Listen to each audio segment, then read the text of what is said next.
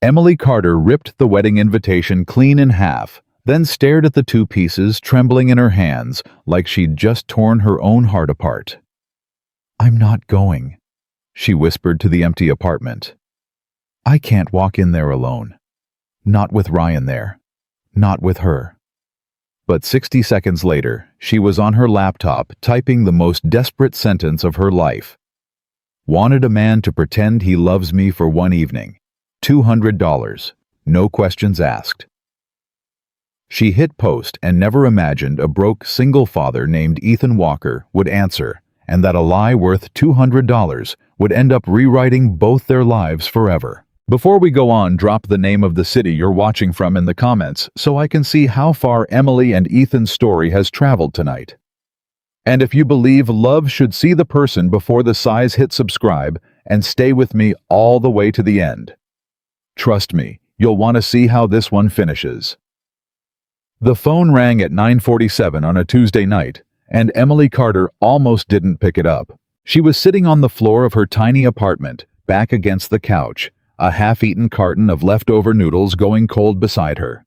The torn invitation still lay on the coffee table where she'd tried to tape it back together 20 minutes earlier, because that's what she did. She broke things in a moment of courage, then spent an hour gluing them back out of fear. The phone buzzed again. Unknown number. "Hello," she said. "Hi. Is this Emily?"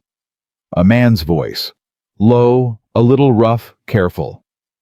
"You posted an ad about the wedding thing." Emily froze. Her free hand went to her chest. She'd posted that ad 3 days ago in a fit of panic and had convinced herself no one would ever answer. Nobody answered ads like that. Nobody normal. "I did," she said slowly. Is this a joke? Because if this is a joke, I swear, it's not a joke," he said. "My name's Ethan Walker. I saw the post. $200 one evening, act like your boyfriend. I'd like to do it." She sat up straighter. "Why?" There was a pause on the line. A long one. "Honestly," he said, "because I need the money." And somehow that answer, that plain, ugly, honest answer, was the thing that made her trust him. "Okay," she said. "Okay. Can we meet first? I'm not going to hand $200 to a stranger who might show up drunk and ruin my sister's wedding." "Coffee," he said. "Tomorrow. You pick the place. Somewhere public. You'll feel safer." She blinked. Most men wouldn't have thought of that. "Tomorrow," she agreed. The diner she chose was bright and loud and full of people exactly the way she wanted it. She got there 15 minutes early and took a booth in the corner facing the door so she could see him before he saw her. So she could brace herself. She always braced herself. It was a habit 31 years in the making. When Ethan walked in, she knew it was him before he even looked around. He was tall, broad through the shoulders, wearing a plain gray jacket that had seen better years. His face was tired but kind, the kind of tired that came from working hard and sleeping little. His eyes swept the room, landed on her, and this was the part that undid her. He smiled. A real smile. Not the polite grimace people gave her. Not the flinch of surprise when they realized the woman in the photo was bigger in person. He just smiled and walked over and sat down. "Emily," he said. "Thanks for meeting me." "You're welcome," she managed. Then, because she couldn't help herself, because she'd learned to say it before anyone else could, "I'm bigger than my profile picture, in case that's a problem. A lot of guys, they see me and they..." "Emily." He said her name gently, but it stopped her cold. "I'm not here to grade you. I'm here for a job. And the job is to make sure you walk into that wedding with your head up. That's it." She stared at him. Her eyes stung, and she hated that. She hated that a stranger's basic decency could make her want to cry. "Okay," she whispered. A waitress came. Ethan ordered black coffee. Nothing else. Emily noticed he checked the prices on the menu first quickly, the way people did when every dollar mattered. She ordered coffee too, even though she wanted a slice of pie, because suddenly she didn't want to eat in front of him. "So," Ethan said, wrapping both hands around the mug when it came. Tell me about it. The wedding. Who's going to be there? What I'm walking into. Emily took a breath. My little sister Sarah is getting married Saturday. Big fancy thing downtown. My whole family will be there. My mother, my aunts, my cousins. And they're all... She searched for the word. They all love me. They just also never miss a chance to remind me I'd be so pretty if I lost the weight. Every holiday, every birthday. Have you thought about that surgery, Em? You have such a lovely face, sweetheart. Like my face is a consolation prize. Ethan's jaw tightened just slightly. He didn't say anything, so she kept going. And then there's Ryan. Her voice caught on the name. My ex. We were together 3 years. I thought we were going to get married. And then one day he sat me down and told me he just couldn't be seen with me anymore. That his friends made comments. That he was embarrassed. She laughed, but there was no humor in it. He said, and I quote, I love you, but I can't love how you look. He said that to you. Ethan's voice was flat. Careful. He said that to me. 6 months ago. She turned her coffee cup in a slow circle. And now he's dating this woman named Vanessa. She's a fitness instructor. She's stunning, okay? And they're both invited to the wedding because Ryan's still friends with my brother-in-law, and I can't uninvite him without making a scene. And if I walk in there alone after everything, after what he said about me... Her voice broke. They'll all be watching. She finished barely above a whisper. To see if I'm okay. And I'm not okay. But I need to look like I am, just for one night. I need one night where I'm not the fat sister everyone feels sorry for. The diner clattered on around them. Somewhere a kid was laughing. The coffee machine hissed. Ethan was quiet for a long moment. Then he set his mug down. Can I tell you something? He said. Sure. When I read your ad, I almost didn't answer. Not because of anything about you. Because of pride. I've got a little girl 8 years old. Her name's Lily. Her mom passed away 4 years ago. He said it plainly, but Emily saw something flicker behind his eyes, quick and deep, like a stone dropping into a well. I ran a construction crew for 11 years. Good job. Then the company folded 2 months ago, and now I'm doing odd work picking up shifts, and it's not enough. Lily needs new shoes, and there's a school trip coming up, and I sat there looking at your ad thinking, what kind of man answers something like this? Emily didn't move. And then I thought, he went on, the kind of man who needs $200 and isn't too proud to earn it honestly. So here I am.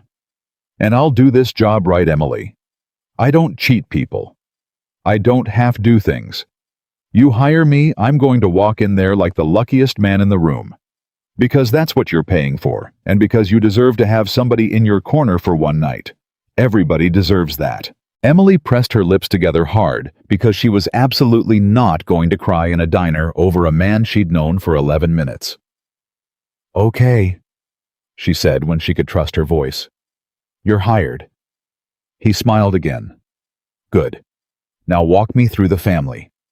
Names, faces, who I need to charm, who I need to watch out for. If I'm going to be your boyfriend Saturday, I need to sound like I've been listening to you talk about these people for months. And so she did. For the next hour, over refilled coffees, she now let herself enjoy. Emily told a stranger everything, her mother's passive comments, her Aunt Diane's loud opinions. Sarah the bride who genuinely loved her, but had a way of apologizing for her. Ryan and his cruelty. Vanessa and her perfect abs. Ethan listened to all of it. Not the way people usually listen to her waiting for their turn, half checking their phone. He listened like it mattered. He asked follow-up questions. He remembered names on the first pass. And once when she described the exact words Ryan had used to break up with her, she watched his hand tighten around his coffee mug until his knuckles went pale, and he had to consciously loosen it. He sounds like a coward. Ethan said quietly. He's not a coward. He's handsome and successful and everybody loves him. Handsome and successful and a coward, Ethan corrected. Those aren't opposites, Emily. A brave man doesn't need a woman to shrink so he can feel big. She looked at him for a long moment. You talk, she said, like somebody who's been through something. His eyes dropped to the table. I've been through losing someone I loved more than my own life. Everything else feels small next to that. He looked back up. But yeah, I've learned a few things about what matters. And I promise you, it's not a dress size. They agreed on the details in the parking lot afterward. He'd pick her up Saturday at 5. He'd wear his one good suit navy he said still fit him. They'd have a story ready. They met at the community garden where she volunteered on weekends. Which was true, she did volunteer there, so it would be easy to keep straight. They'd been together 4 months. He was crazy about her. That was the role. 4 months, Emily repeated. Okay.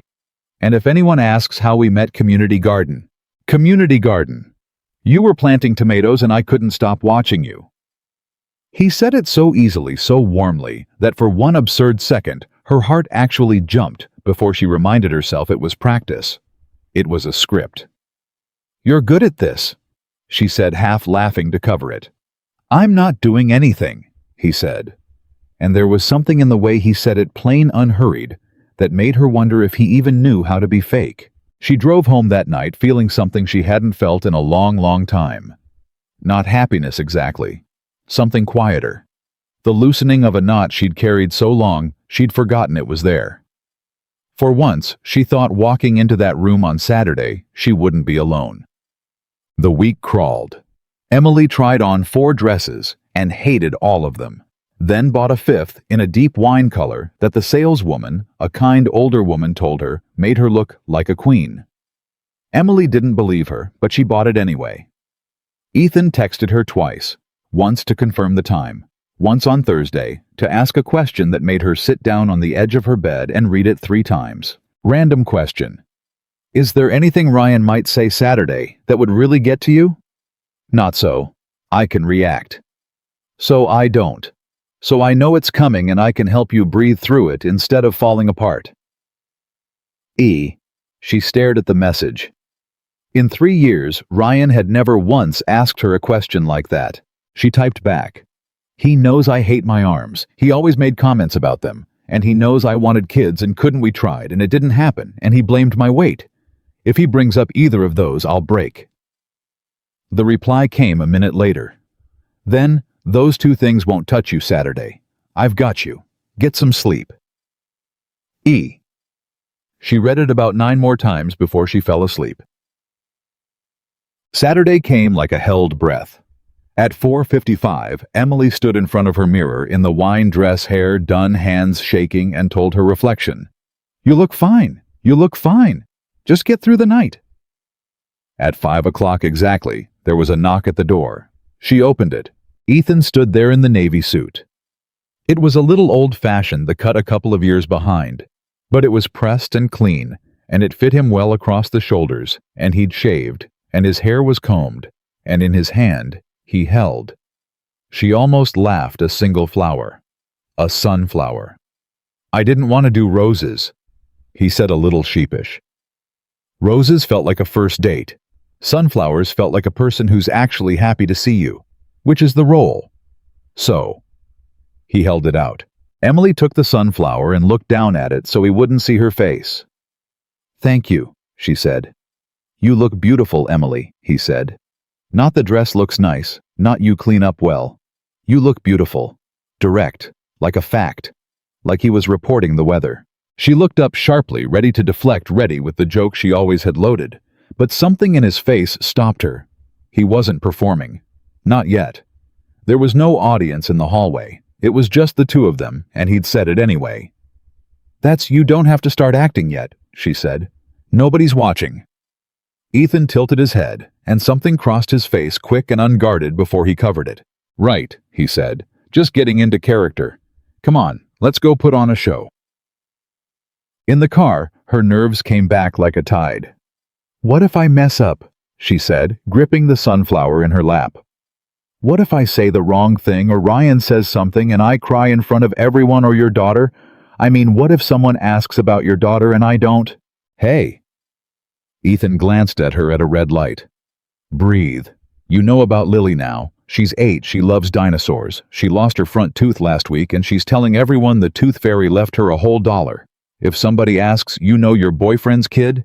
Easy. Right. Emily breathed. Dinosaurs. $1. Tooth. And if Ryan says something, you look at me, not at him, at me, and I'll take it from there. That's what I'm for tonight, okay? You don't carry it alone. She looked at him. This stranger, this hired man, this broke single father with a sunflower and a 2-year-old suit, and she felt her throat tighten. Why are you being so kind to me? She asked. This is a $200 job. You could just stand there and smile. That's all I paid for. Ethan was quiet as the light turned green and he pulled forward. Because I know what it's like, he said finally, to walk into a room full of people and feel like everyone's already decided who you are before you open your mouth. After Rachel died, that's my wife. After Rachel died, I'd walk into the grocery store with Lily, and I could feel people looking. Feeling sorry for us. The poor widower. The motherless kid. And I hated it. I hated being somebody's sad story. He shook his head. You're not a sad story, Emily. Not to me. And for one night, I'm going to make damn sure you're not a sad story to anybody in that room either. Emily turned and looked out the window so he wouldn't see the tear that slipped down her cheek. She had hired a man to pretend to love her, and somewhere between the diner and this car, she'd started to suspect she'd hired a man who didn't know how to pretend about anything. The venue rose up ahead of them, all lit windows and valet parking, and the distant sound of a string quartet. Emily's whole body went rigid. They're all in there, she whispered. My mother, my aunts, Ryan. Ethan put the car in park. Then he turned to face her fully and reached over and asking permission. With his eyes, first took her hand. His was warm and rough, a working man's hand, and it swallowed hers completely. Look at me, he said. She did. When we walk in there, he said, we walk in slow. You hold my arm. You don't rush. You let them look because there's nothing to hide. You're a beautiful woman, walking in with a man who's proud to be next to her. That's the truth of it as far as that room is concerned. Can you give me that? Emily's eyes filled. I don't know if I can, she admitted in the smallest voice. Then hold on to me, Ethan said, and I'll be sure enough for both of us. Deal. She looked down at his hand around hers, at the sunflower on her lap, at the lit-up doorway where 6 months of humiliation and a lifetime of, you'd be so pretty if waited for her on the other side. Then she looked back up at the man she'd found through a desperate ad at 9:47 on a Tuesday night. Deal, she whispered. Ethan squeezed her hand once firm and steady. Then let's go show them who you are, he said. And together they stepped out of the car and into the light. The doors opened and the whole room turned. Emily felt it happen the way you feel a cold draft, that ripple of heads swiveling conversations, pausing mid-sentence, the little collective intake of breath as her family registered that she had not come alone. She had come in on the arm of a tall, broad-shouldered man in a navy suit who was looking down at her like she was the only person worth looking at in a room full of 200 people. Her fingers tightened on his arm. Slow, Ethan murmured, barely moving his lips. We're in no hurry. Let them look. They're all staring. Let them stare. They're just trying to figure out who the lucky guy is. He smiled down at her, easy and warm, and out of the corner of her mouth, she almost smiled back before she remembered to breathe. Her mother reached them first. Diane Carter's silver hair swept up pearls at her throat. Eyes already doing that thing. They always did the quick practice sweep from Emily's face down to her waist and back up the arithmetic of disappointment done in half a second. Emily, her mother said, and then her eyes landed on Ethan, and the whole calculation reset. And who's this? Mom, this is Ethan, Emily said. Her voice came out steadier than she'd expected. Ethan Walker. Ethan, this is my mother Diane. Ethan extended his hand, and instead of the limp, businesslike shake, he took her mother's hand in both of his, warm and unhurried. Mrs. Carter. Emily's told me so much about you. She said you're the reason she knows how to keep a room from falling apart. Now that I'm looking at you, I believe it." Diane Carter, who had a comment ready for every occasion, opened her mouth and closed it again. A flush of pure pleasure went up her neck. "Well," she said. "Well, aren't you?" She glanced at Emily, and there was something new in her face. Something Emily had not seen aimed at her in years.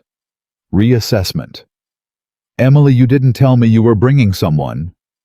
"It's new," Emily said. "4 months," Ethan said smoothly, sliding his hand down to rest at the small of Emily's back.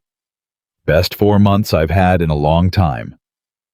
And there it was, the first crack in the wall Emily had walked in, expecting to slam into. Her mother, disarmed, was smiling, actually smiling. "You have to come sit near me at dinner," Diane said. "I want to hear everything." "We'd be honored," Ethan said, as Diane bustled off to tell someone, probably everyone, that Emily had brought a man. Emily let out a breath. She felt like she'd been holding since Tuesday. "How did you do that?" she whispered. "Do what?" "My mother has never once in my life been at a loss for words. You shut her down in 8 seconds. Ethan leaned close to her ear, and for the benefit of the watching crowd, it looked like a lover's whisper. "I didn't shut her down. I gave her a better thing to talk about than your dress size. People usually take the better thing if you hand it to them fast enough." Emily didn't get a chance to answer because that was when her sister Sarah came flying across the room in a cloud of white, radiant and glowing, and threw her arms around Emily's neck. "You came. And you look, oh my God. Em, you look gorgeous. I'm not even kidding, that color." Sarah pulled back and saw Ethan, and her eyes went round as dinner plates. "And you brought Hi. Hi, I'm the bride. Sarah, you're..."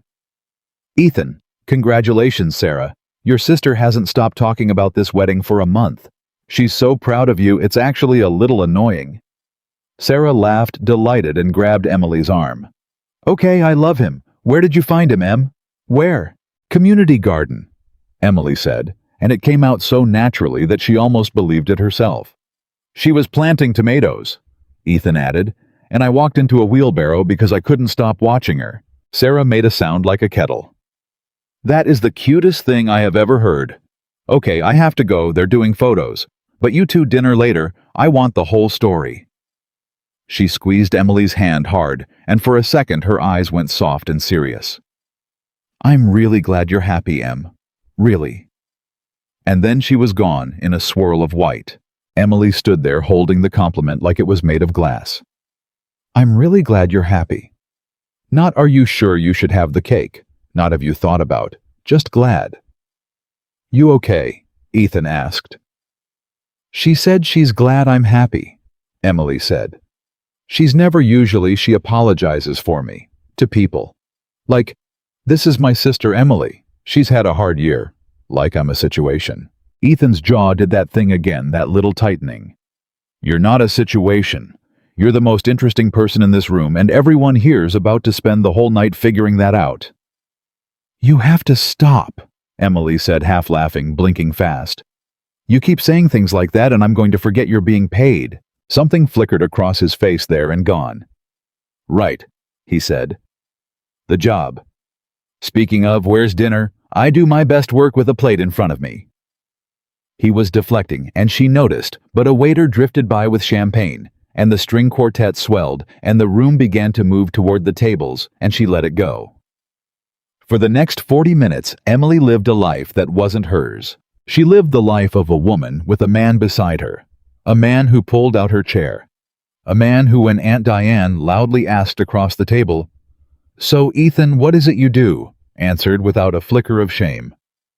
"Right now I'm between jobs. My old construction company folded a couple months back. I'm picking up work where I can and raising my daughter, and honestly, the daughter's the harder job."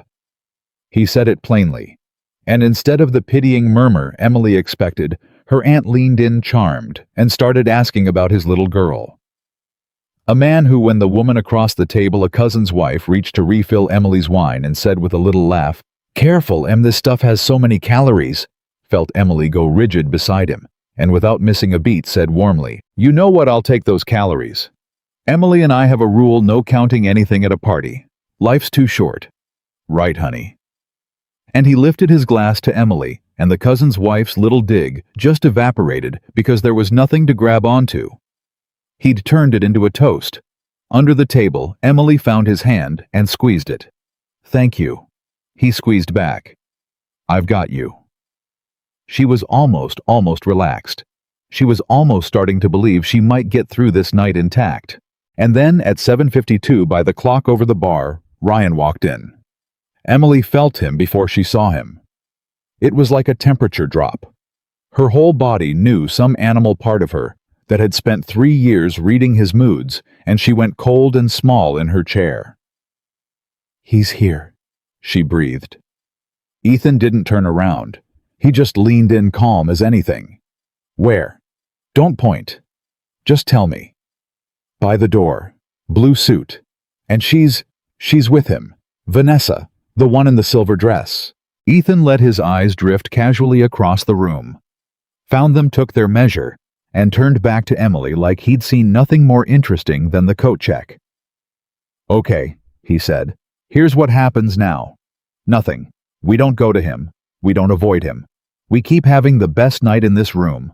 And if he comes to us, and he will, because a man like that can't stand seeing you happy, you look at me, not at him, at me. Say it back. Look at you, Emily whispered. Not at him. Good girl. He said it soft and steadying, not condescending, and something in her chest unclenched half an inch. It took Ryan 11 minutes. Emily counted them every one as she watched him work the room out of the corner of her eye. The handshakes, the backslaps, the charm he wore like cologne. He was doing the circuit, and the whole time she could feel him clocking her, cataloging the fact that she wasn't sitting alone at the end of the family table, the way he'd surely pictured her, the sad ex, the cautionary tale. She was sitting with a man.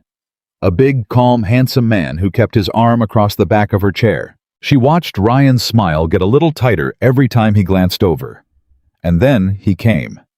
He came with Vanessa on his arm, all 6 feet of him. Cologne arriving a half second before he did that smile Emily had once thought was the best thing in the world, and now knew was a knife with the edge hidden. Emily Carter, Ryan said, warm as anything, loud enough to turn a few nearby heads. Look at you. It's been, 6 months? You look... And here it came. She braced. The whole table seemed to lean in. You look healthy. The word landed exactly where he aimed it. Healthy. Their entire relationship compressed into 2 syllables, the code. They both understood the thing he'd said 100 times before. The door hit her on the way out. She felt the old heat crawl up her neck. Felt her eyes start to burn. Felt every single person at that table pause with their forks halfway to their mouths. Look at me, she heard in Ethan's voice from the car from the diner. Not at him. She looked at Ethan, and Ethan was already rising unhurried, buttoning his jacket with one hand, extending the other toward Ryan, with a smile so genuine and so warm that it stopped the whole thing cold. You must be Ryan, Ethan said. I've heard about you. Ryan's hand came up on reflex to shake. Have you? He said, and there was a flicker of uncertainty in it now.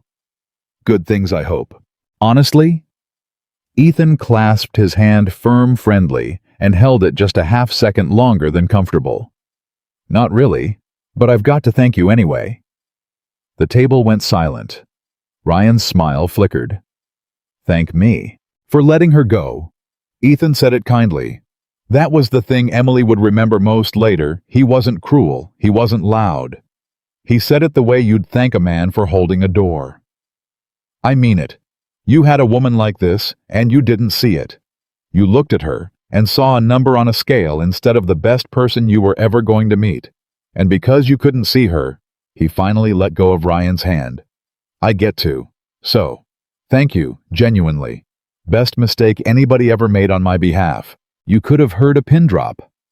Vanessa on Ryan's arm was looking up at him now with a strange expression, like she was seeing something she hadn't quite noticed before. Aunt Diane's mouth was open. Emily's mother had frozen with her wine glass halfway to her lips, Ryan's face did several things very quickly. The charm slipped, and for one raw second, Emily saw what was underneath the ugly, and the small, and the caught. He recovered fast, he always did, and he laughed a short, sharp laugh and looked at Emily. "Wow, Em," he said. "Where'd you dig this guy up?" And then quieter meaner, the knife coming out. "What did you have to pay him?" The table gasped. Emily's blood turned to ice water. He knew. Somehow he knew no. He didn't know. He was guessing. He was throwing it at the wall because it was the cruelest thing he could think of, and it happened to be true, and the coincidence of it nearly stopped her heart. She waited for the ceiling to fall in. She waited for Ethan to freeze, to fumble, to give it away. Ethan laughed. He laughed a real warm, delighted laugh, and slid his arm around Emily's shoulders, and pulled her in against his side. "Pay me," he said.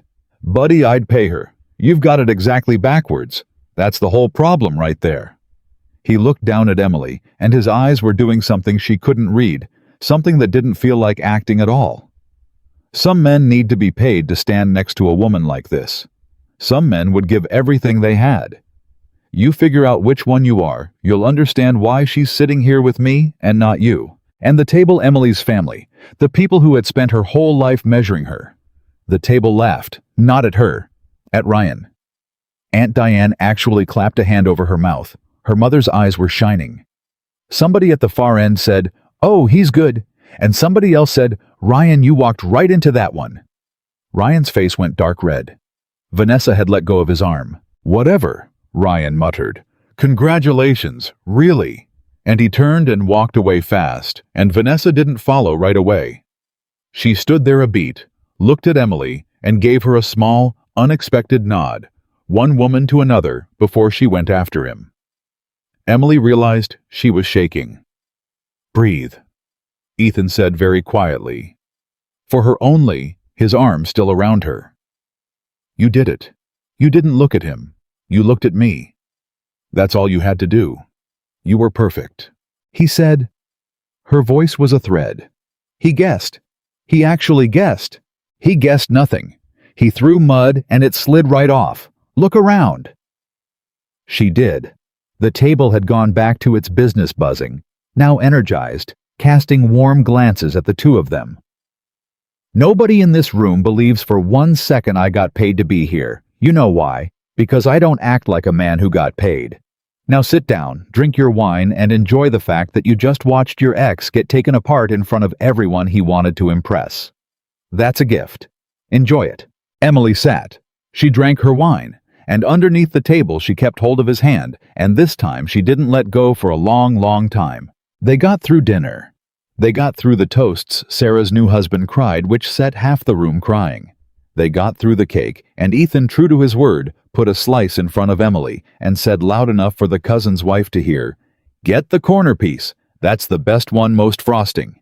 And Emily ate the whole thing, and it was the best cake she'd ever tasted, maybe because for the first time in years, she ate it without a single thought about who was watching. And then the band started, and the lights went low, and couples began drifting to the floor. "Oh no," Emily said. "Oh yes," Ethan said, standing holding out his hand. "I don't dance." "Ethan, I really don't dance. I'm not—" "You don't have to dance. You have to stand in the middle of the floor with me and sway a little so your whole family can watch you look happy. There's a difference." He waggled his fingers. One song, for the show. For the show. She kept forgetting. She kept forgetting on purpose, maybe. She put her hand in his. He walked her out to the floor, into the low, warm light, and drew her in one hand at her waist, the other holding hers against his chest, and they swayed. And it was slow, and it was simple, and it was nothing, and it was everything. "See," he murmured. "You're a natural. I'm barely moving. That's all dancing is. Two people barely moving and pretending it means something." He said it lightly, but the second half of the sentence seemed to catch on the way out, and he went quiet. Emily looked up at him. "Ethan," she said. Back there, with Ryan.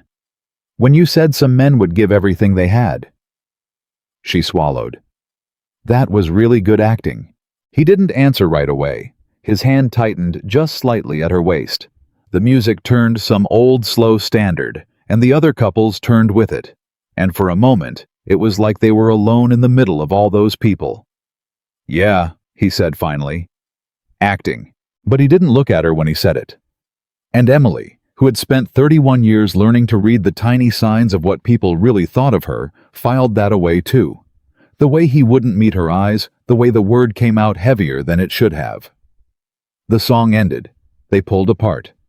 And for one suspended second, they just stood there, hands still half-clasped, both of them, looking like they'd forgotten what came next. Then Sarah was there, breathless and glowing, grabbing Emily's arm. "Em, they want a photo family and dates come on both of you." And the moment broke, and they were swept back into the noise. By the time the night wound down, it was nearly 11. Emily's feet hurt, and her cheeks ached from smiling, and she felt improbably lighter, like she'd set down a suitcase she'd been carrying so long, she'd stopped noticing the weight. Her mother hugged her at the door. Actually hugged her, and held on and whispered, "He's wonderful, Emily. Don't let this one get away. Whatever you did before, whatever was different, keep doing it." And Emily understood with a small sad pang that her mother thought the difference was in her, that she'd finally done something right to deserve a man like that. She didn't correct her. Sarah hugged her twice and made her promise to bring Ethan to Sunday dinner.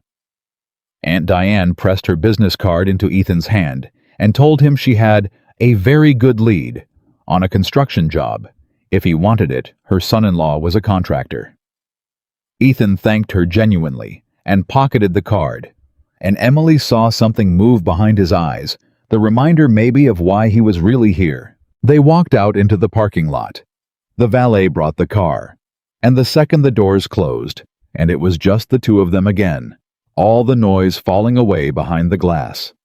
The whole evening seemed to catch up with Emily at once, and she put her face in her hands and let out a long, shuddering breath that was half a laugh and half a sob. "Hey," Ethan said, alarmed, reaching over. Hey, talk to me. Are you okay?" She lifted her head, and she was laughing, tears running down her face, an absolute mess. "I'm fine. I'm Ethan. I'm better than fine. Do you understand what you did in there? Do you understand my whole life? My whole life I have walked into rooms like that and left them smaller than I came in. And tonight I walked out bigger. And Ryan, the way you—" She couldn't finish. She was crying too hard. Ethan pulled the car over, just eased it to the shoulder of the road out past the venue's lights, and put it in park and turned to face her. "Come here," he said, and pulled her into a hug, one arm around her shoulders, and she cried into his shoulder. The good kind of crying, the kind that empties something out of you that's been rotting for years. "I'm sorry," she said into his suit. "I'm getting your one good jacket wet. It's dry clean only anyway. I was gonna have to spend the money," he said, and she laughed wetly against him. They sat like that for a minute. The engine ticked. Somewhere far off a car horn sounded, and then Emily pulled back, wiping her face, and reality came back with the cold air, and she reached for her purse. "Right," she said, and her voice changed. Went flat, careful. I should give you—" She took out the envelope. $200 in 20s that she'd counted out 3 times the night before. She held it out across the console. Ethan looked at it. He didn't take it. "Ethan," she said, we had a deal. You did the job. You did it better than anybody could have. Please, take it. You need it. You said you need it for Lily." "I know what I said." His voice was strange. He was staring at the envelope like it was something he didn't recognize. "Just give me a second." The seconds stretched. Emily's heart began to pound for a completely different reason than it had pounded all night. "Ethan, do you know what tonight was for me?" he said suddenly, still not taking the money, still not looking at her. "Do you have any idea?" "A job," she said quietly. "It was a job, and you were incredible at it, and I'm so grateful, and—" It was the first time in 4 years, he said, that I forgot. Emily went still. "Forgot what?" He turned and looked at her. Then, and his eyes were wet, and this big steady man who had held her together all night looked for 1 second like he was the one coming apart. That she's gone, he said. Rachel, my wife. For 4 years, I have not gone one single hour without that stone sitting on my chest. Not one. I wake up with it. I go to sleep with it. And tonight in there dancing with you, listening to you laugh for 2-3 hours, I forgot. And Emily, I don't know what to do with that. Because I came here for $200, and somewhere in the middle of it, I stopped acting. And I don't know when it happened, and it scares the hell out of me. The envelope hung in the air between them. So no, Ethan said, his voice breaking gently, pushing her hand and the money back toward her. I'm not taking that. Because the second I take that, it makes tonight a job. And it wasn't a job. Not for a while now. And I'd rather walk home broke than pretend it was. Emily couldn't breathe. The envelope trembled in her hand. Everything she'd braced against her whole life, every wall, every joke she kept loaded, I'm bigger than my picture. In case that's a problem, none of it worked here because he wasn't doing what men did. He wasn't flinching. He was looking straight at her and telling her the truth. You don't mean that, she whispered. It was the only defense she had left. It was an emotional night. You're a good actor and you got caught up and tomorrow you'll... Emily. He took her face in his hands, gently, both of them. And his hands were warm and rough and shaking. I am the worst actor you will ever meet. Ask anybody. I couldn't lie to save my life. Everything I said in there, every word I meant all of it, every single word. She stared at him. Her whole body was one held breath. I don't, she started. Men don't, you can't. I can, he said. I do. And then because she didn't have a wall left to hide behind the truth, came out of Emily too, the one she'd never said out loud to anyone, the one underneath all the other ones. I don't know how to be loved, she said. It came out cracked and small and terrible. Ethan, I don't know how. Everyone who was supposed to, they always wanted me to be less first, smaller first. And I don't know how to just let somebody, I'll ruin it. I ruin it. I always find the exit before they can. Then don't find the exit tonight, Ethan said. Just tonight. Don't find it. They were very close now. The heater hummed. The envelope had fallen from her fingers into her lap, forgotten. And Emily, who had spent her entire life bracing for the flinch, the pity that you'd be so pretty if leaned forward the last few inches, and this time nobody was watching.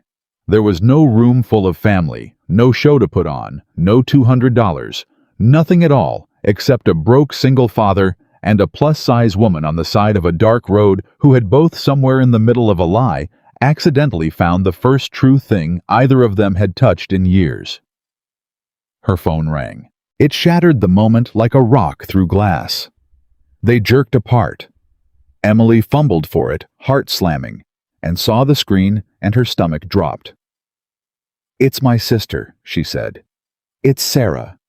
Why is Sarah? It's her wedding night. Why is she? She answered. Sarah, what's...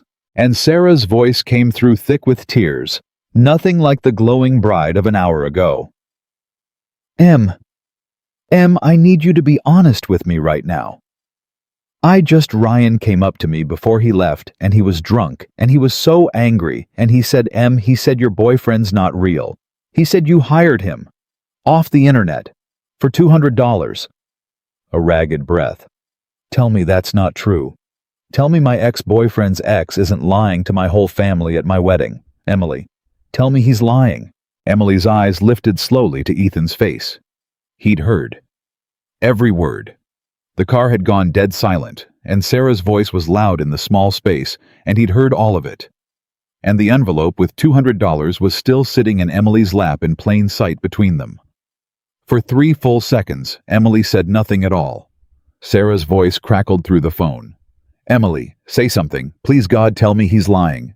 And Emily looked at Ethan, at the man who 30 seconds ago had held her face in his hands, and told her he meant every word at the man who had just heard her sister say the ugliest true thing about them both. And she made a choice. The first brave choice she'd made in years, that she didn't immediately try to glue back together. He's not lying, Sarah, Emily said quietly. She heard her sister's breath catch. What? I hired him, it's true. I posted an ad and I paid a man $200 to walk into your wedding and pretend to be my boyfriend because I couldn't face Ryan alone and I couldn't face all of you feeling sorry for me one more time. Her voice was shaking, but she didn't stop. So, yes, that part is true. I lied to you at your wedding, and I'm so sorry, and you have every right to hate me. There was a long, terrible silence on the line. Then Sarah said in a small voice, "Why didn't you just tell me, Em? Why didn't you tell me you were scared? I would have sat with you the whole night. I would have thrown Ryan out myself. Why did you think you had to pay a stranger?" And that broke Emily worse than anger would have. Anger, she knew how to survive. This, she didn't. "Because I didn't think you'd want to," she whispered. "Nobody ever wants to. I'm the one people manage, Sarah. I'm not the one people choose." Ethan's hand found her knee in the dark and pressed once hard. "I'm here." Sarah was crying now. Both of them were. "That's the saddest thing I've ever heard you say. And it's not true. It was never true. You idiot. I love you." A wet, ragged laugh. "God, this is such a mess.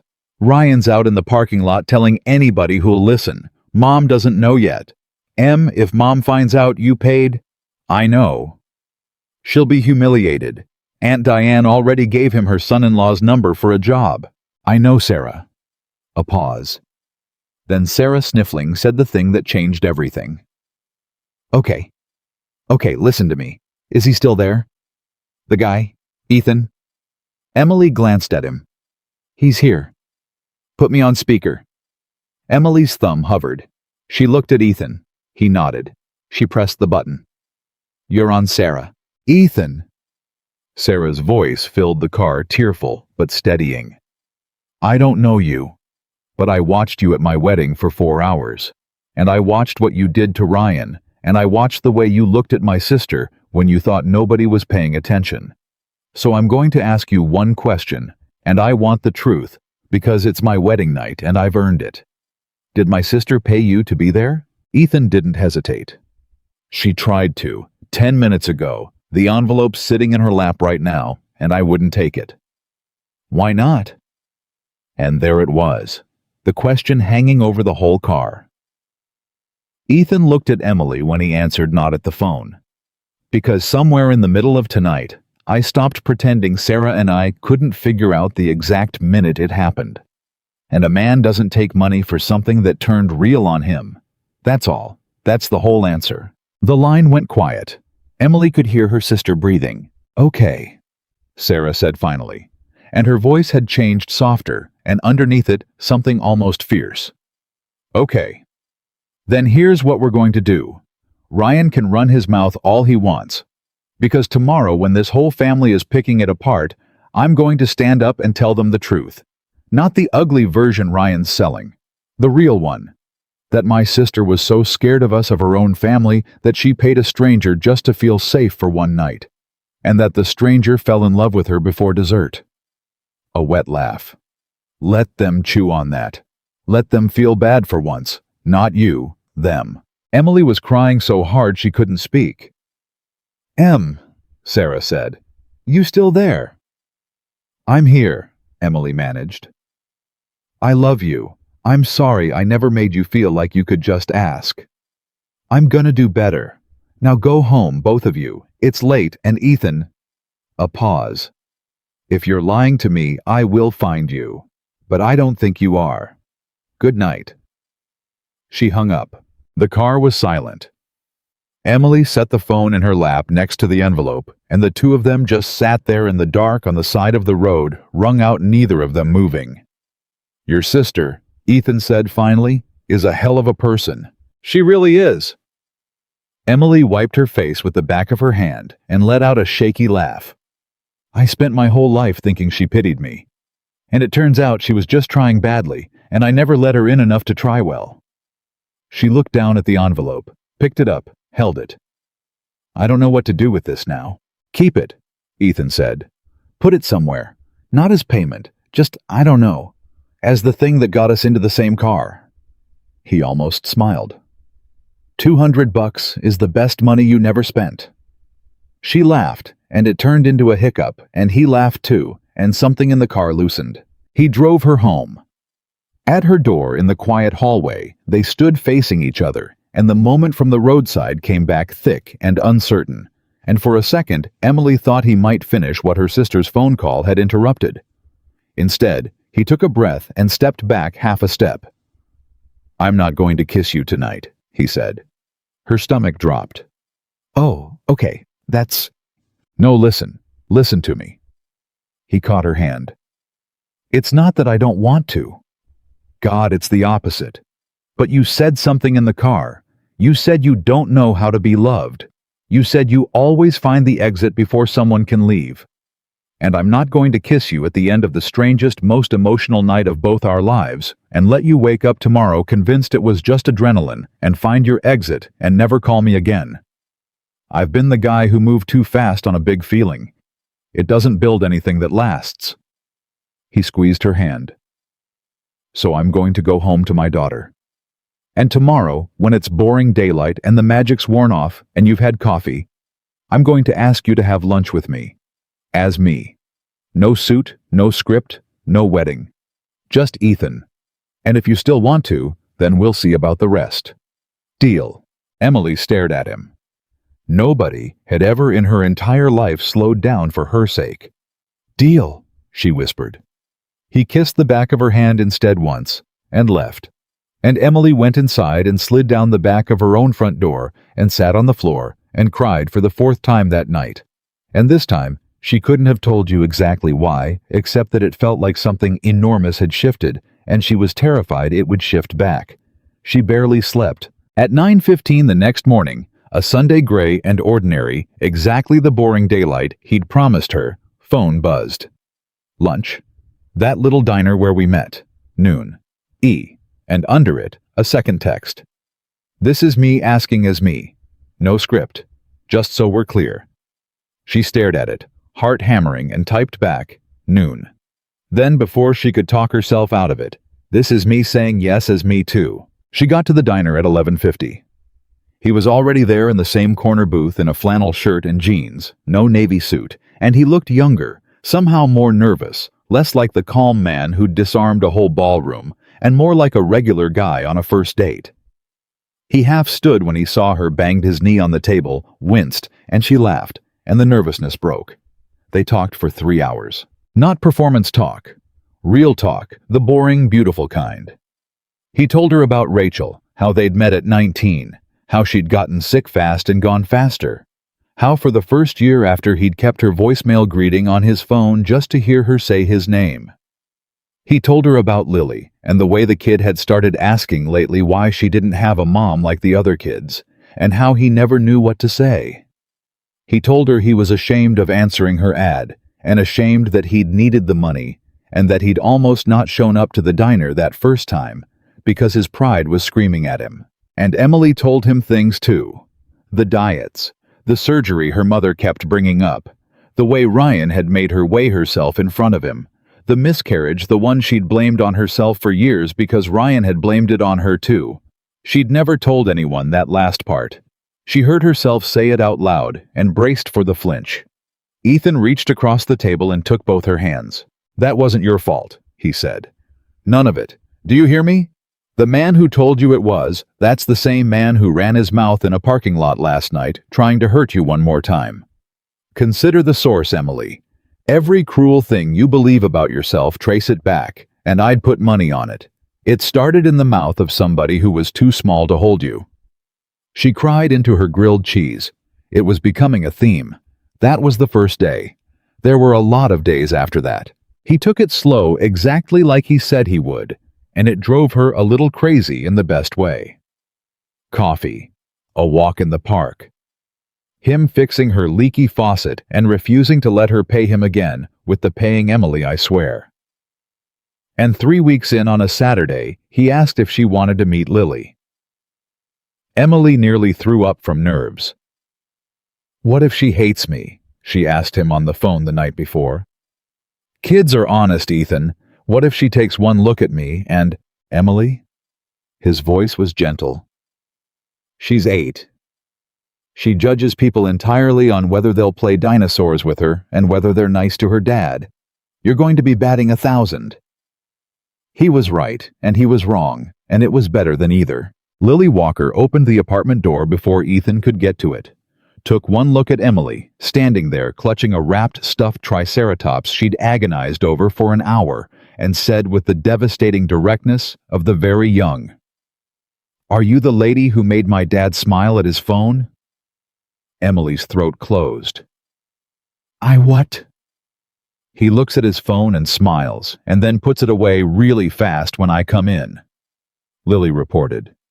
"Grandma says it's a lady." "Is it you?" Ethan, arriving behind her, groaned. "Okay, we're not doing this in the doorway." "It's me," Emily said, kneeling down to Lily's level, the triceratops between them. "I'm the lady. Is that okay?" Lily considered her with grave 8-year-old seriousness. Then she noticed the stuffed dinosaur. "Is that a triceratops?" "It is. Triceratops is my second favorite." Lily took it, tucked it under her arm, and delivered her verdict. "You can come in, but you have to know their names when I introduce you to my collection, or it doesn't count." And that was it. That was the whole audition. By the end of the afternoon, Emily knew the names of 11 plastic dinosaurs and had been declared officially not boring, which is rare in grown-ups. Ethan stood in the kitchen doorway, watching his daughter drag Emily by the hand toward her room, and the look on his face was something Emily caught only by accident, and it stopped her heart. He looked like a man watching a door open that he thought had been bricked shut forever. The weeks turned into 2 months, and here is the thing nobody tells you about happiness when you've never had it. It's terrifying. Every good day, Emily waited for the bill to come due. Every time Lily crawled into her lap, every time Ethan reached for her hand across a table, without looking, some old voice in her whispered, "This isn't for you. This is a mistake. They're going to figure out you're not enough, and it's going to hurt more than never having it at all." She started without quite meaning to, looking for the exit, just like she'd warned him she would. It came out sideways the way these things do. Ethan got a job, a real one, the construction lead Aunt Diane had promised, which had actually panned out, which meant he was working 60-hour weeks again, and exhausted and stretched thin. And one Thursday, tired and frazzled, he canceled a dinner with Emily last minute, because Lily had a fever, and he couldn't leave her. It was nothing. It was the most reasonable thing in the world, a sick kid. Any decent person would understand. And Emily, alone in her apartment, felt the old machinery start up cold and familiar. "See? It's already starting. He's getting tired of you. This is how it begins. First it's a sick kid, then it's a busy week, then it's slower and slower, until one day he sits you down like Ryan did." By 9 o'clock, she'd built the entire breakup in her head, played it out scene by scene. And by 10, she'd decided the only way to survive it was to get there first. To find the exit before he could. She texted him, "I think we should slow down. I don't want to complicate things with Lily." Maybe this was moving too fast. She stared at it. Her thumb hovered over send. Everything in her screamed to press it. Get out now. Get out clean. Get out before it costs you everything. She pressed send. 3 dots appeared immediately. Then stopped. Then appeared again. Then stopped. Then her phone rang. She almost didn't answer. But she did, because some small part of her, the part Ethan had been slowly, patiently coaxing awake for 2 months, didn't want the exit as badly as the rest of her did.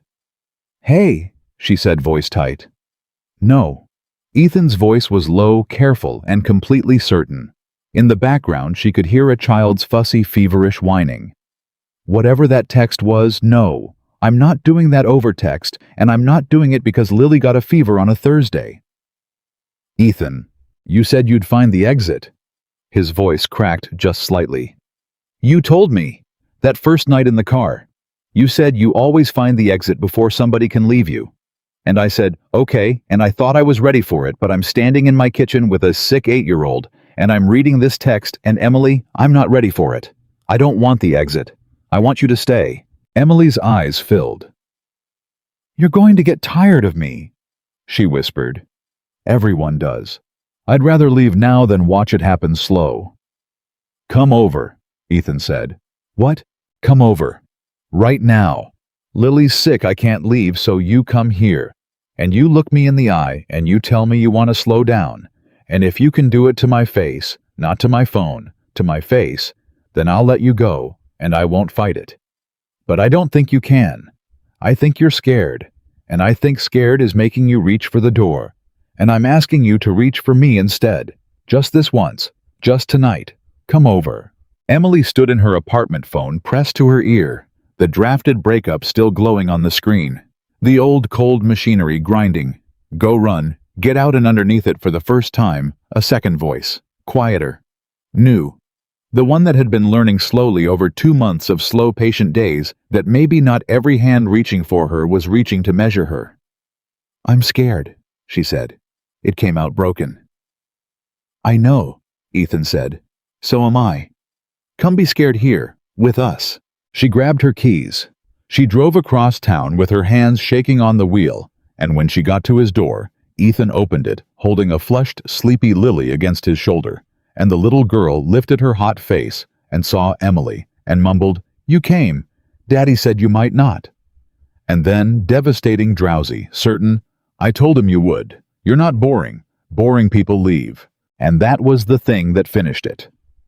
That was the wall coming down for good. Not Ethan's speech, not Sarah's phone call, not any of it. A feverish 8-year-old half asleep saying boring people leave like it was the most obvious fact in the world. Like, of course, Emily had come, like it had never once been in doubt. Emily reached out and took Lily from Ethan's arms, and the child settled against her without hesitation, hot and heavy and trusting. And Emily held her and looked at Ethan over the top of her head and said, I don't want to slow down. I know, Ethan said softly. I was running. You were right. I was reaching for the door. I know that too. He stepped close, wrapped both of them up, his daughter and this woman, in his arms. You can run tomorrow if you need to. I'll chase you. I'm good at it. She laughed wetly into Lily's hair. But tonight you're here, and that's enough. That's more than enough. They put Lily to bed together. And afterward, in the quiet kitchen with the dishwasher humming and the whole apartment finally still. Ethan turned to her, and there was no envelope this time. No wedding, no script, no sister on the phone. I love you, he said, plain, like the weather. I've loved you since somewhere in the middle of that reception, and I've been waiting for you to be ready to hear it without running. And I don't need you to say it back tonight. I just needed you to be standing here when I said it. Emily looked at him. And for once, for the first time in her whole braced, guarded, apologizing life, she didn't reach for a wall or a joke or a door. I love you too, she said. I'm terrified, but I love you too. He kissed her then. Finally. In the quiet kitchen with his sleeping daughter down the hall, 2 months and a lifetime after she'd handed him an envelope he wouldn't take. It should have been the ending. But 3 days later, Emily's phone rang with a number she didn't recognize, and when she answered, a woman's voice said, Is this Emily Carter? You don't know me? My name's Vanessa. I was at your sister's wedding. I came with Ryan. A pause. I need to talk to you about something. It's about Ethan. And I think you need to hear it before Ryan does what he's planning to do. Emily's grip tightened on the phone. What do you mean before Ryan does what he's planning? She said. Who is this really? I told you. Vanessa, I was Ryan's, I don't even know what I was. Arm candy for 6 weeks. A dry, tired laugh came through the line. I left him the night of your sister's wedding, actually. Right after I watched your boyfriend hand him his own ego on a plate in front of 200 people. That was the moment I realized what kind of man I was standing next to. A pause. But that's not why I'm calling. Can you meet me? Not on the phone. This is a face-to-face thing. Every instinct Emily had spent 2 months learning to trust told her to say no, to hang up, to protect the fragile good thing she'd finally let herself have. But another instinct, older, sharper, the survivor in her, needed to know. Where? She said.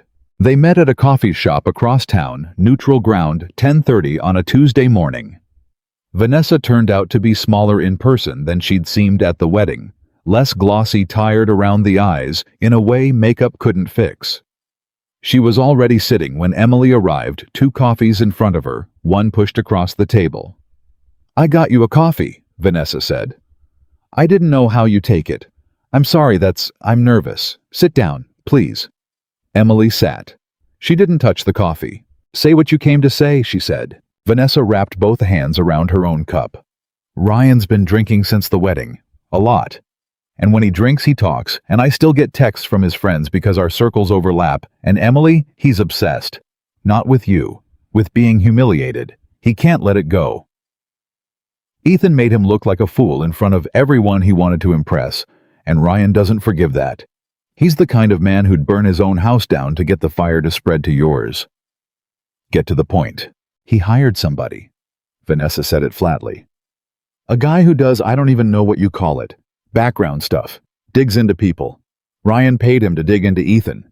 To find something. Anything. Something he can drop in front of your family, in front of Ethan's daughter's school, wherever it'll do the most damage. He wants to prove Ethan's a fraud." She looked up. "And Emily, I'm sorry. He found something." The floor dropped out of Emily's stomach. "That's a lie," she said. "There's nothing to find. I know Ethan." "Do you?" Vanessa asked, not cruel, just quiet. "You met him through an ad, 2 months ago. How much do you actually know about the 4 years before that?" And there it was, the seed planted precisely where it would do the most damage in the exact soil Emily had spent her whole life cultivating. "You don't really know him. Nobody good is really for you. It was always too good to be true." The old machinery started grinding before she could stop it. "What did he find?" Emily heard herself say. Vanessa reached into her bag and pulled out a folded piece of paper, slid it across the table. "I stole this off Ryan's kitchen counter before I left for good. I don't even know why I took it. I think I watched Ethan defend you at that wedding, and I couldn't stand the idea of Ryan destroying the one good thing I saw that whole night." She pushed it the last inch. "It's a court record. Public technically, but buried. You should hear it from paper and not from Ryan's mouth in front of your whole family." Emily's hands were shaking as she unfolded it. It was a court document, a custody case, 4 years old.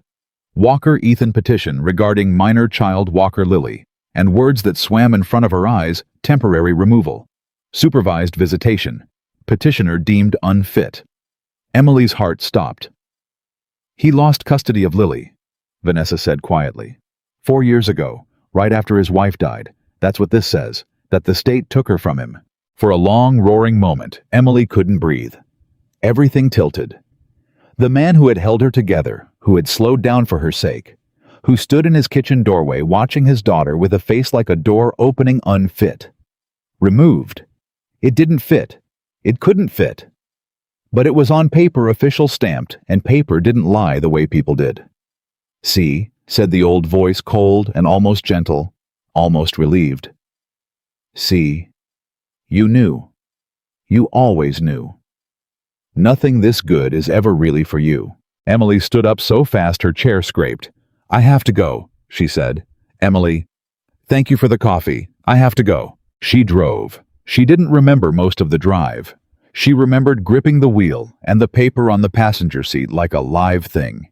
And she remembered pulling up outside Ethan's building, and she remembered sitting in the car for 11 minutes, unable to make her legs move, because part of her, the coward part, the part that had drafted a breakup over a fever, wanted to just leave, to take the exit, to let this be the flaw, the catch, the reason, so she could finally stop waiting for the other shoe and just drop it herself. But she thought about Lily saying boring people leave, and she thought about Ethan on the phone, "Come be scared here with us." And she made herself climb the stairs, and she knocked, and when he opened the door with a smile that fell the instant he saw her face, she held up the paper. "Explain this," she said.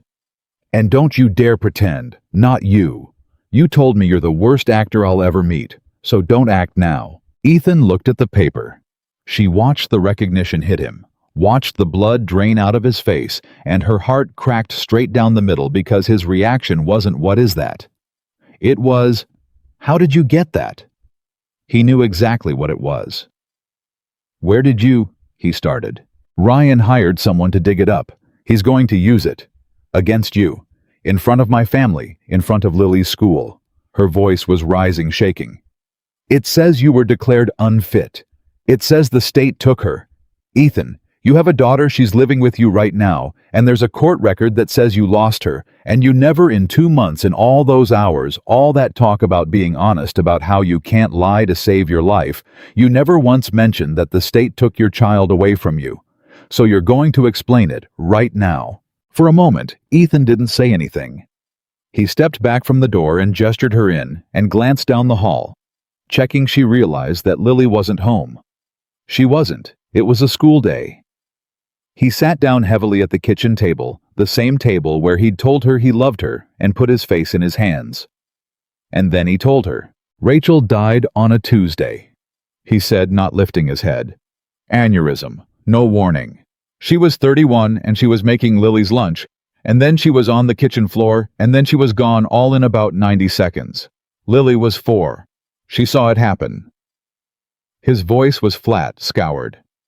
And Emily, I fell apart. Not the movie kind of falling apart, the real kind.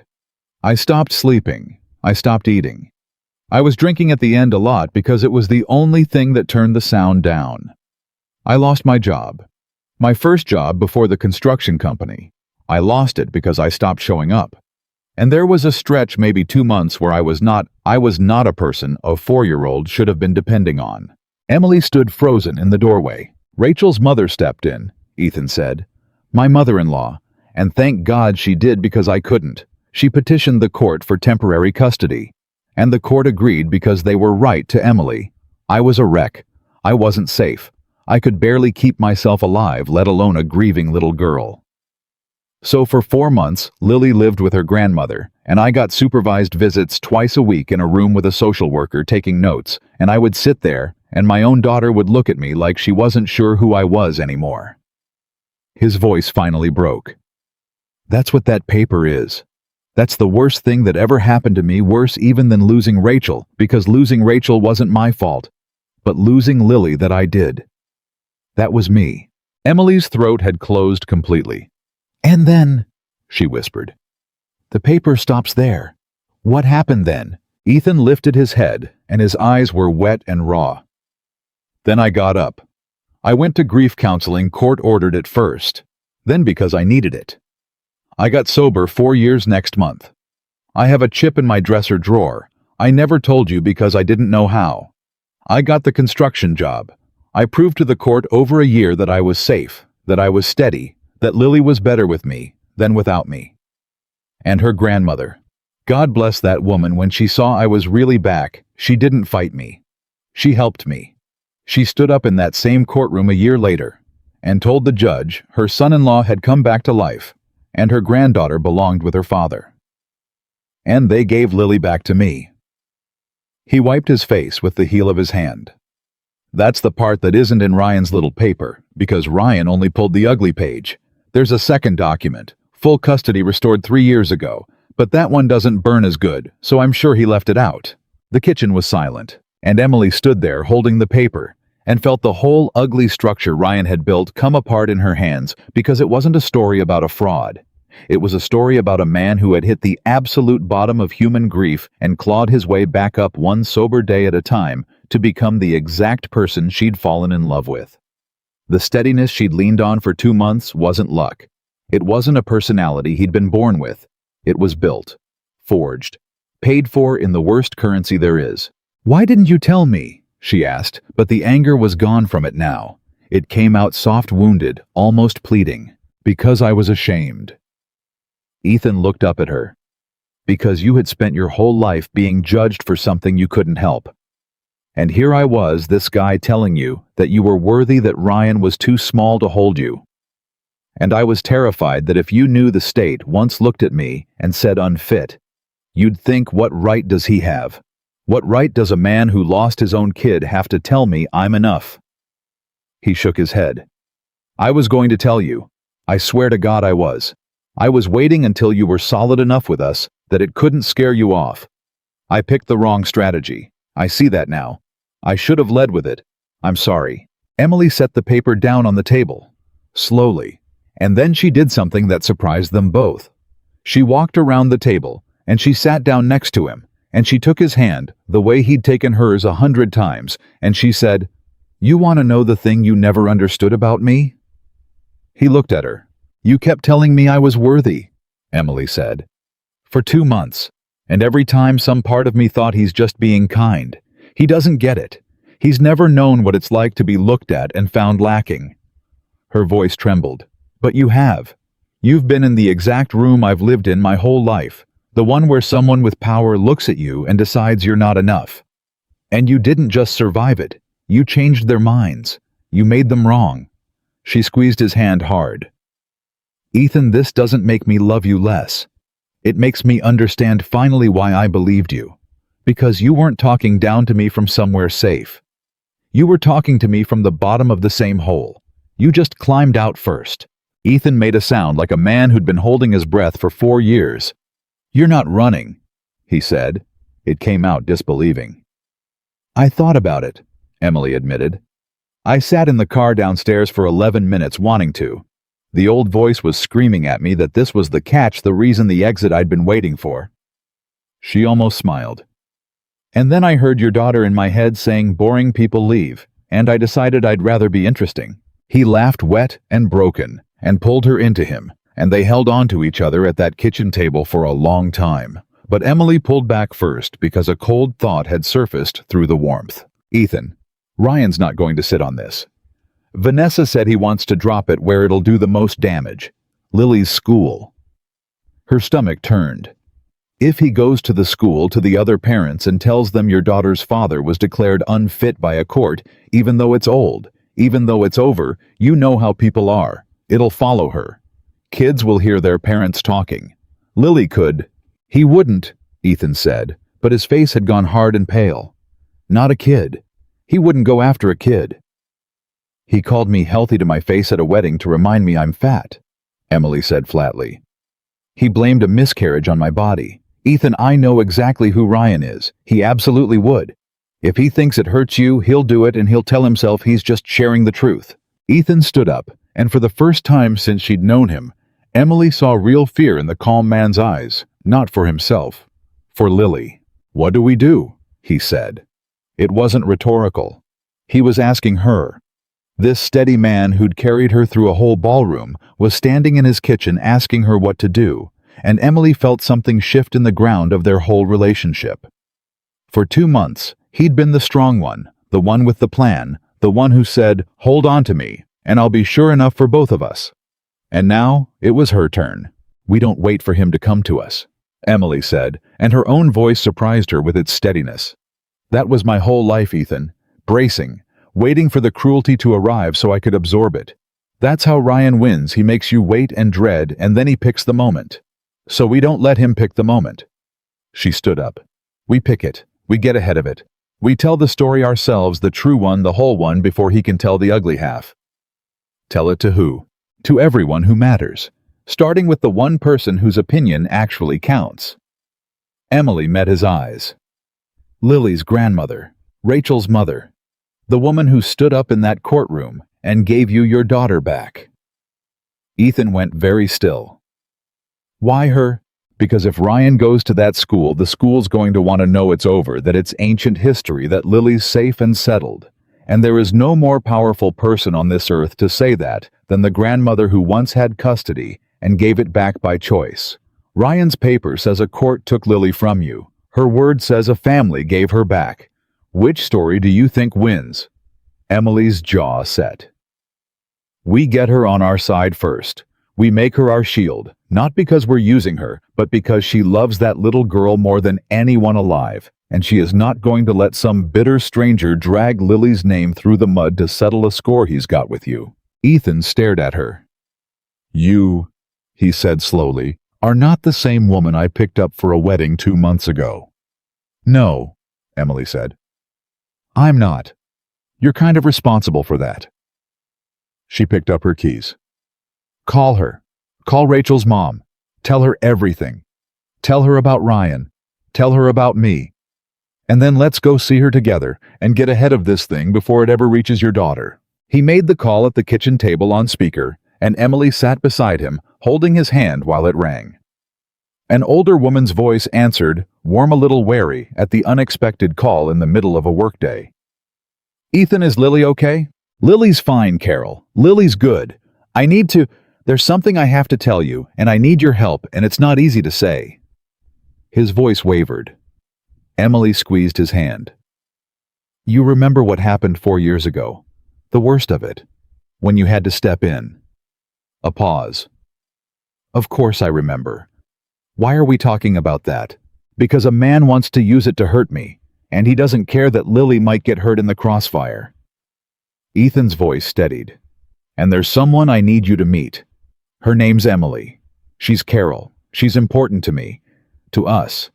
And she's the one who figured out we shouldn't wait around to get ambushed. She thinks we should tell the truth first, all of us, before this man can twist it. And I think she's right.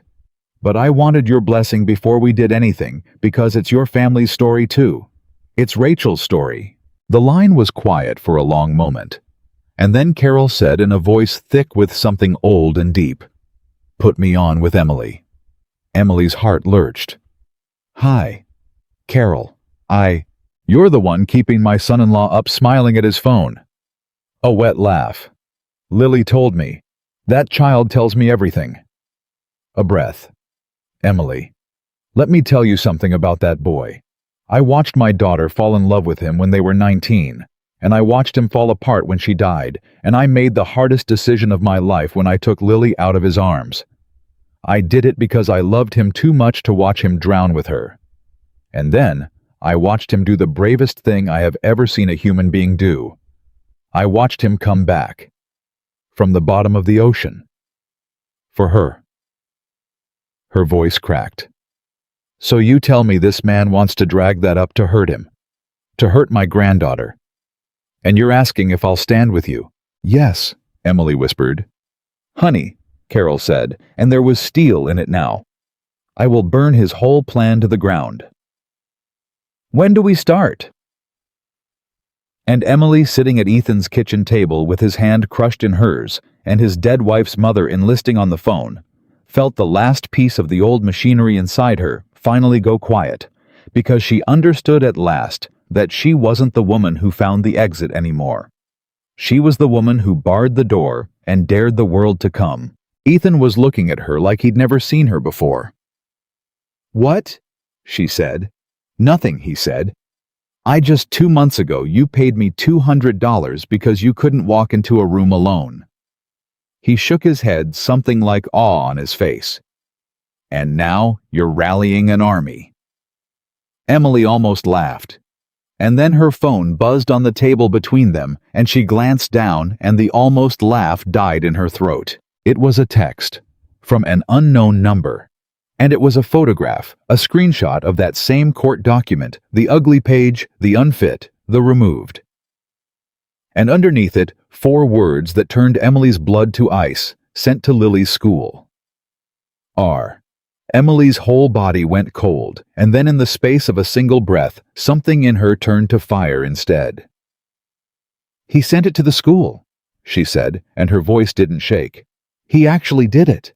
Ethan took the phone from her hand and looked at the screen, and she watched the fear cross his face, the raw animal terror of a father whose child is in the path of something he can't stop. When? How long ago? If it went to the front office, if a teacher already... He was already standing, grabbing his keys, moving. "I have to get to the school. I have to get there before it spreads, before Lily hears." "Ethan." Emily caught his arm. "Stop. Breathe. That's exactly what he wants. He wants you to come running in panicked wild, looking like a man with something to hide. He wants you to make a scene so the ugly page gets a story attached to it. That's the trap." She held his gaze. "We do this smart. We do it together.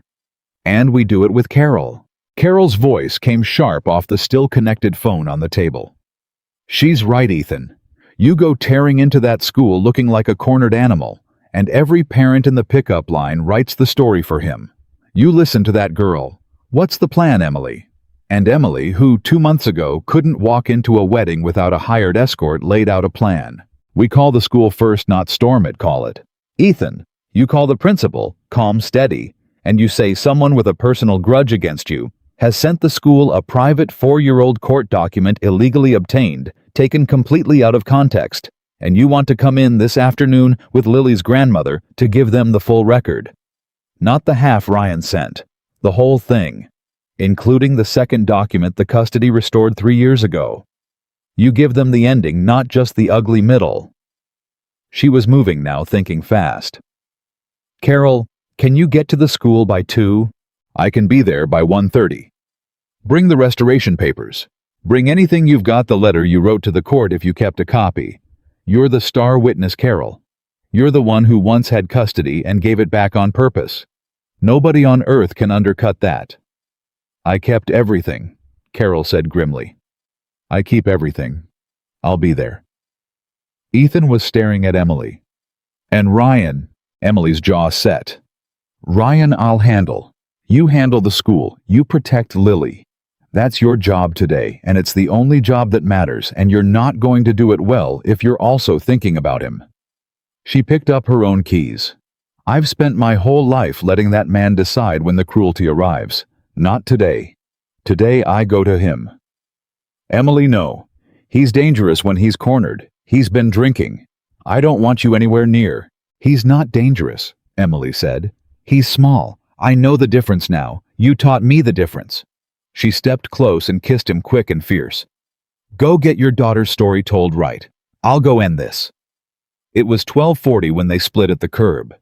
Ethan and Carol converging on the school, Emily driving across town to the one address she'd hoped never to see again. Ryan opened his apartment door with a beer in his hand at 1 in the afternoon and a smile that curdled the second he saw who it was. Well, he said. Look who came crawling. Here to beg. No. Emily walked past him into the apartment without being invited because she wasn't asking permission for anything today. I came to tell you it's already over and you lost, and you don't even know it yet. Ryan laughed, but it was uncertain now. That court paper's real, Em. I didn't make it up. Your boyfriend's My boyfriend hit the lowest point a human being can hit when his wife dropped dead in front of their 4-year-old, Emily said, and her voice cut through the room like a blade. And he climbed all the way back out sober alone and won his daughter back in a court of law. That's the man you tried to expose. That's the whole story. And right now, while you're standing here drinking at 1 in the afternoon feeling powerful, that man is sitting in a principal's office with his dead wife's mother handing over every document you didn't have the guts to read all the way through. You sent them page 4. He's giving them pages 1 through 12. She stepped closer. You didn't ruin him, Ryan. You gave him a chance to tell the truth to exactly the people who needed to hear it. You did his hardest work for him. Ryan's smile was gone entirely now. You're bluffing. Call the school, Emily said. Go ahead.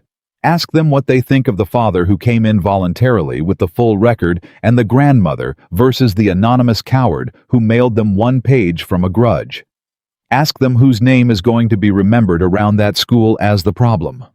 She watched it land. It's not going to be Ethan's. He humiliated me, Ryan said, and there it was at last, the whole small, ugly engine of him laid bare.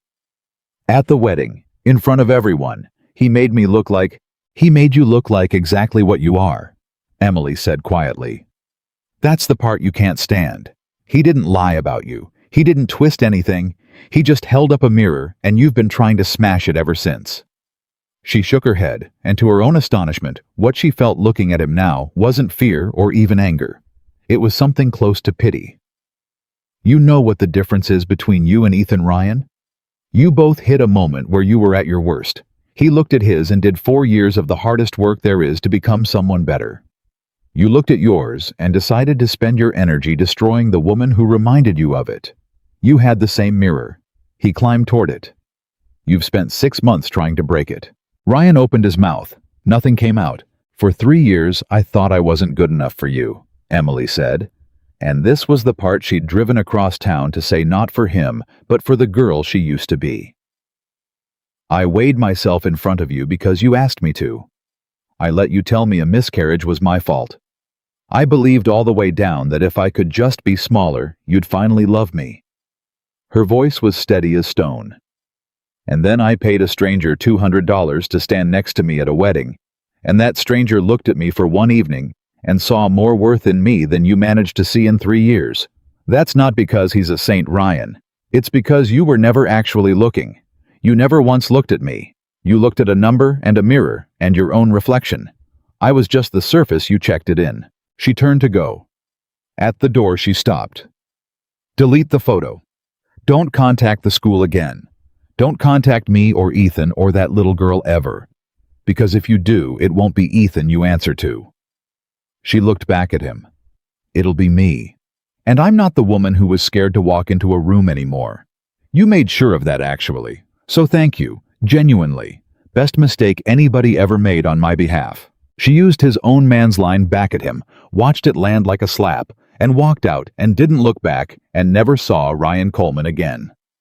Her hands were shaking when she got to the car, adrenaline finally catching up. But underneath the shaking was something she'd never felt in her life. The clean, ringing certainty of a person who had stood in front of the thing she feared most and watched it turn out to be smaller than she was. Her phone rang. "Ethan." "Well," she said. "It's done." His voice was thick. "Emily. It's the principal, Mrs. Okafor. She was incredible. She looked at Ryan's page. Then she looked at everything Carol and I brought, and she said in 22 years she'd never had a parent come in and volunteer the hardest chapter of their own life to protect their kid.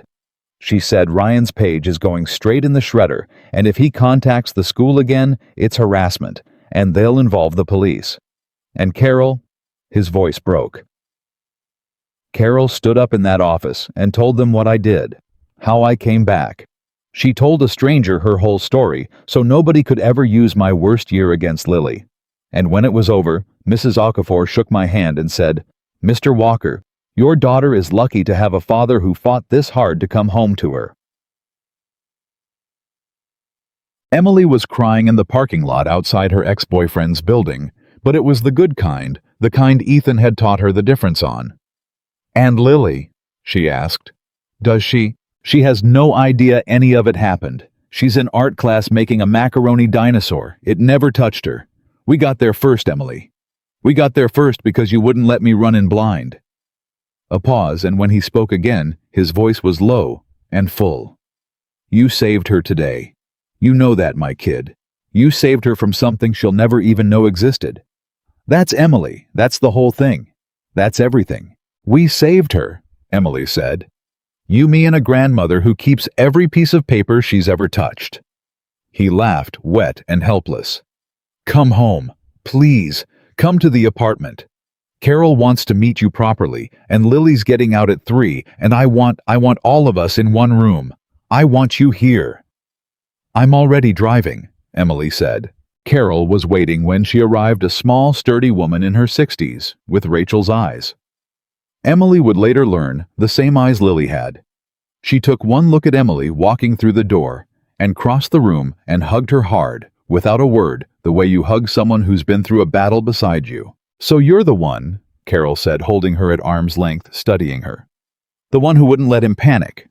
The one who said, 'Don't wait, go to them first.'" She nodded slowly, like a woman confirming something she'd suspected. "You've got a spine on you, Emily. Where'd a soft-hearted thing like you get a spine like that?" "I grew it," Emily said.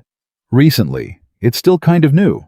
Carol laughed a real laugh and looked over at Ethan, who was watching the two of them with an expression like a man who'd walked out of a burning building to find his whole family standing safe on the lawn.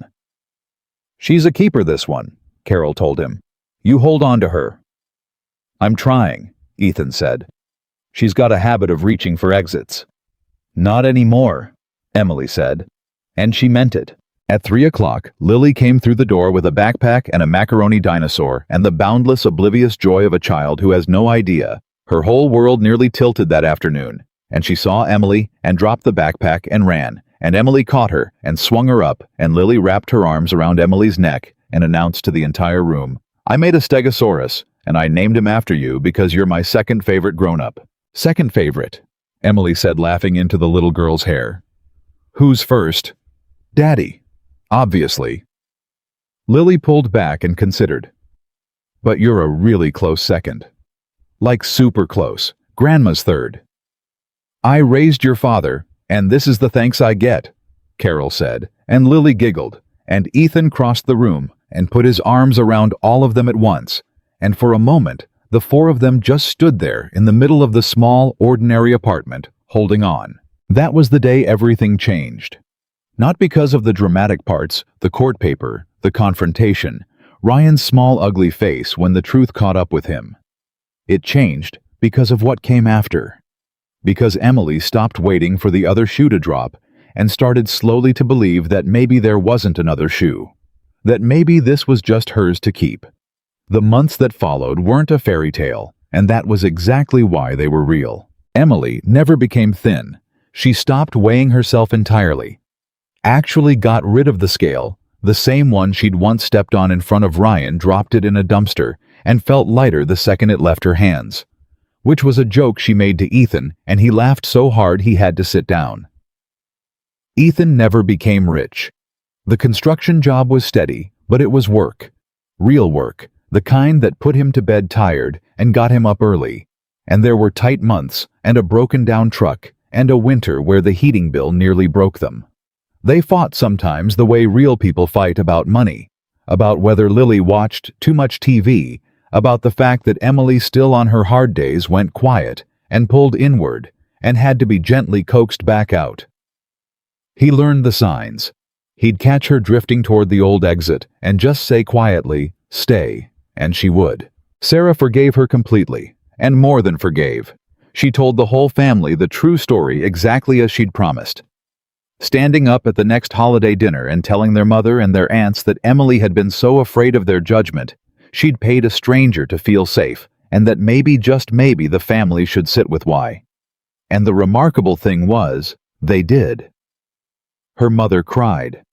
Aunt Diane, who had a comment for everything, had nothing to say for once, and then quietly later in the kitchen told Emily she was sorry that she'd never meant the weight comments the way they'd landed, that she'd only ever wanted Emily to be healthy and happy, and had gotten the order backward her whole life. It wasn't perfect. Old habits surfaced.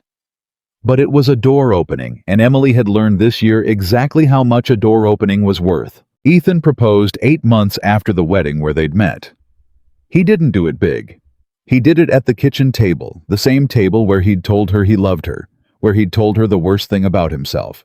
And he did it with Lily, hiding behind the counter giggling because she'd known for a week and could barely stand it.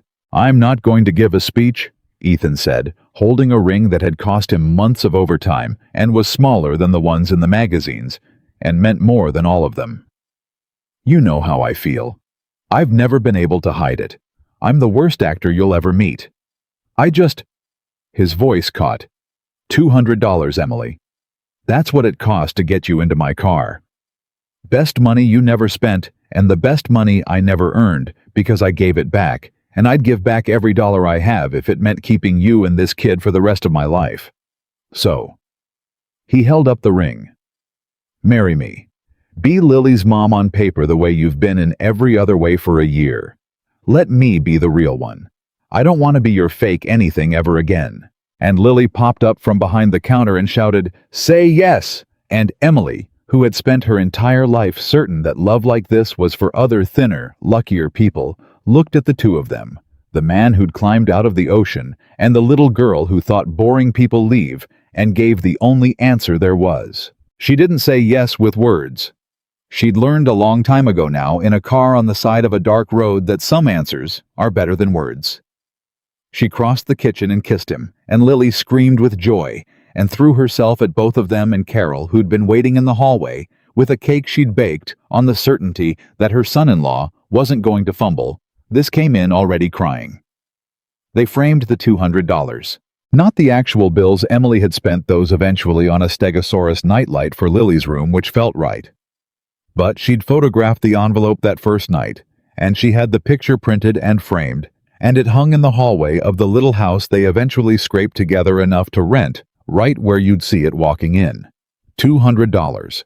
The price of a single desperate evening.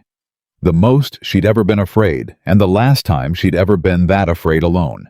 People who visited would ask about it sometimes, and Emily would tell them the truth.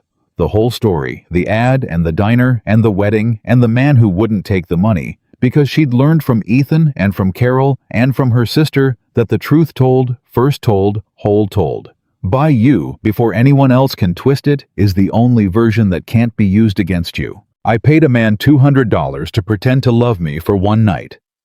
She'd say because I didn't believe anyone would do it for free. And then she'd look across the room at Ethan, who'd be doing something ordinary and beautiful, helping Lily with homework, fixing something, laughing at something, and she'd finish it. And it turned out I was right. Nobody would pretend. He just did the real thing instead, right from the start. I was the only one who couldn't see it. Here is what Emily Carter learned, and what she'd tell you if you sat in her kitchen long enough. The truth she'd fought her whole life to reach love does not arrive when you finally become small enough to deserve it. It does not wait behind a number on a scale or a size on a tag or the approval of people who only ever knew how to measure you. It arrives when someone looks at you exactly as you are at your heaviest and you're most afraid, and you're most convinced that you are too much and never enough all at once, and sees instead of a problem to fix a person worth staying for. Emily never became thin. Ethan never became rich. Ryan never became sorry.